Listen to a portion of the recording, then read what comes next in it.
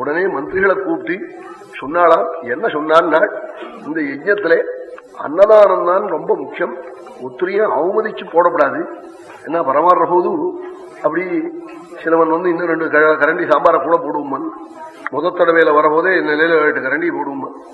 அப்ப யாருக்கும் கோபம் வரும்னே, தான் பரமாறிட்டு இருக்கான், உனக்கு வரப்போறது, அதுக்குள்ள பரப்பானே, எனக்கே 8 கரண்டி போடுவோம்மான். அப்போ என்ன தோணும் தெரியுமா, அவனை அவமதிச்சு பேசணும்னு தோணும்.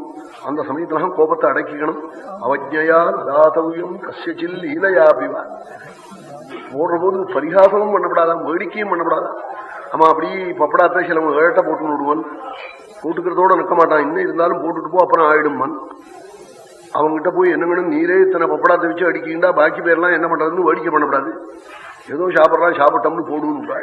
கஸ்யசில் லீலையாபிவா அவஜ்ஞயா கிருதம் ஹன்யா தாத்தாரம் நாத்திர சம்சய. ஜாக்கிரதையா போடணும். அதோடு கூட ஆச்சாரமா எல்லாருக்கும் திருப்தியா செய்யணும். இல்லைங்கிற சப்தமே சொல்லப்படாது. இப்படி எல்லாம் முன்னாடி யஜ்ஞசாலைக்கு போறதுக்கு முன்னாடி இப்படி எல்லாம் சொன்னாலாம். ராஜா மகாராஜா தன் தேசம் சரையு தீரம் வடவண்டக்கரை என்ன நினைச்சா நடக்காதோ.